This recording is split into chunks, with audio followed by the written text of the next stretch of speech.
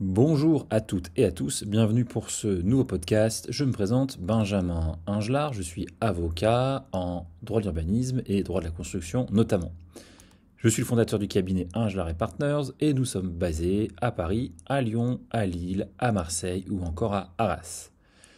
Aujourd'hui, on va continuer sur la lancée des podcasts en matière d'urbanisme et construction et je vais aborder une thématique importante et qui vous tient à cœur si vous écoutez ce podcast, ce sont les fameux changements de destination.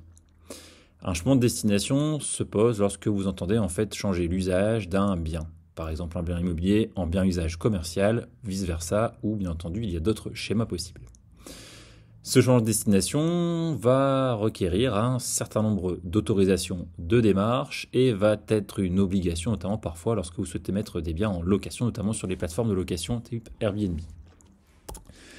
Alors, c'est parti, en 10 minutes, je vais essayer de vous résumer un peu tout ce que vous devez savoir sur les changements de destination. Avant de commencer, comme d'habitude, je vous invite, si vous le souhaitez, à vous abonner à la chaîne, à liker, à partager ce podcast.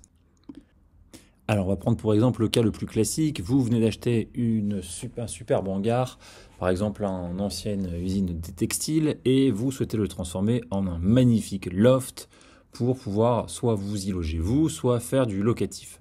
Alors c'est tout à fait possible de changer cette ancienne usine en méga loft, mais bien entendu, il faut faire un changement de destination. Pourquoi ? Parce que avant d'être à vocation de logement, ça avait vocation de local professionnel. Vous allez donc modifier en fait l'usage initial du bien pour lui donner un usage secondaire, une fonction nouvelle, et bien dans ce cas-là, vous tombez sous le coup de la loi.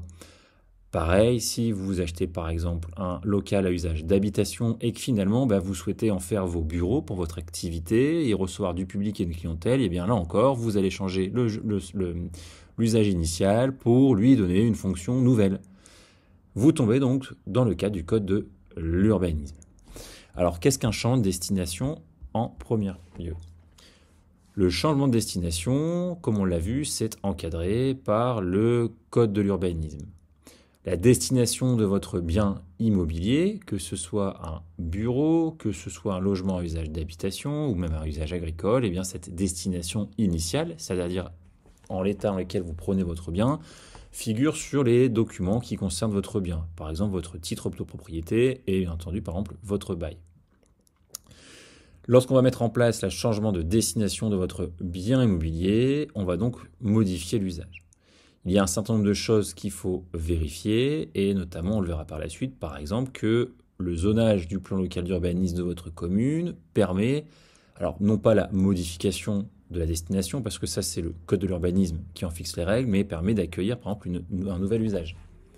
À titre d'exemple, si vous souhaitez créer des bureaux pour recevoir une clientèle, vous devez vérifier que la rue ou le quartier dans lequel vous vous trouvez permet bien de modifier des logements à usage d'habitation pour les réceptions de clientèle.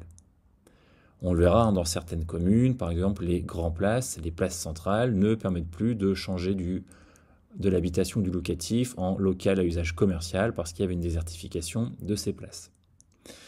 Alors avant toute chose, il convient de rappeler que le code de l'urbanisme, c'est l'article R 151-25, fixe précisément 5 destinations possibles.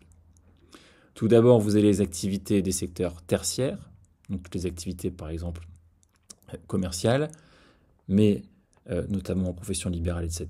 Vous avez les activités de commerce et de services, les exploitations agricoles, les équipements dits d'intérêt collectif et services publics, qui vous concernent moins, bien entendu, si vous écoutez ce podcast.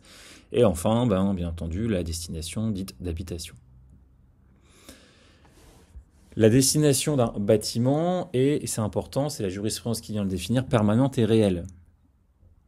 Réelle, ça veut dire quoi ? C'est qu'elle est attachée au bien immobilier, sa structure, et non au propriétaire, et permanente, c'est-à-dire que vous ne pouvez pas changer l'affectation de ce bien sans effectuer des démarches légales. Ça requiert une procédure. Alors, quelles sont les procédures et quelles sont les règles applicables ? Alors tout d'abord, la première chose à faire, comme on l'a vu tout à l'heure, c'est de respecter les règles fixées par le PLU, le plan local d'urbanisme. Le plan local d'urbanisme, c'est un outil de planification des sols qui se trouve dans chaque commune ou intercommunalité. Avant de vous lancer sur toute la procédure de changement de destination que je vais aborder dans la seconde partie de ce podcast, la première chose à faire, vérifier déjà, ça semble être logique, mais il faut quand même le rappeler, le b.a.-ba, c'est de vérifier que la nouvelle destination est possible. Donc vous allez consulter le plan local d'urbanisme. Sur le PLU, j'ai déjà réalisé un précédent podcast, je ne vais pas y revenir plus en détail, mais le PLU, donc ce document d'urbanisme, vous allez le retrouver sur le site internet de votre commune. Pour savoir quelle réglementation s'applique à votre terrain ou à votre immeuble, il faut d'abord que vous identifiez l'endroit où se situe votre immeuble par rapport au plan de zonage du PLU. Donc vous prenez le plan de zonage du PLU, c'est divisé en plein de zones de plein de couleurs avec des lettres et des chiffres. Vous retrouvez votre maison, admettons, si vous êtes en zone UA1 par exemple, eh bien vous voyez que vous êtes en zone UA1 au regard de ce plan de zonage, donc visuel. Ensuite vous allez vous répertorier dans le règlement du plan local d'urbanisme. Le règlement du plan local d'urbanisme va vous dire par exemple en UA1 ce qui est autorisé ou pas en matière de destination. Par exemple, en plan UA1, vous allez constater que oui, c'est tout à fait possible de transformer un commerce en habitation ou l'inverse. Eh bien, dans ce cas-là, on va pouvoir mettre en place la procédure de changement de destination. Le changement de destination, vous allez me dire, mais quelle est l'autorisation d'urbanisme à obtenir ? Alors, la question qui se pose, c'est est-ce qu'il faut un permis de construire ou une simple déclaration préalable ?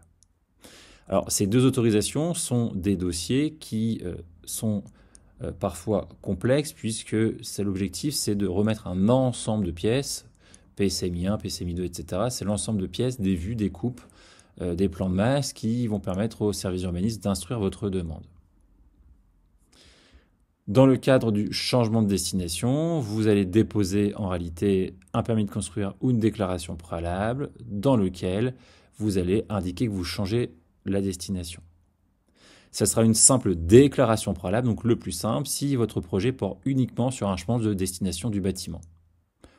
Au contraire, si vous souhaitez par exemple transformer la destination de habitation à commerce, mais que vous allez modifier l'aspect extérieur, par exemple créer une nouvelle porte d'entrée, une vitrine, et ou que vous allez changer les structures porteuses, des découpes de volume, etc., ce sera un permis de construire. Donc vous l'aurez compris, pour résumer en réalité, le changement de destination, première chose à faire, c'est d'identifier si oui ou non c'est possible. Pour ce faire, il faut que vous consultiez le plan local d'urbanisme. Et ensuite, c'est soit un permis de construire, soit une déclaration préalable de travaux en fonction de l'importance des travaux que vous envisagez de réaliser. Je vous remercie pour votre écoute et je vous dis à très bientôt.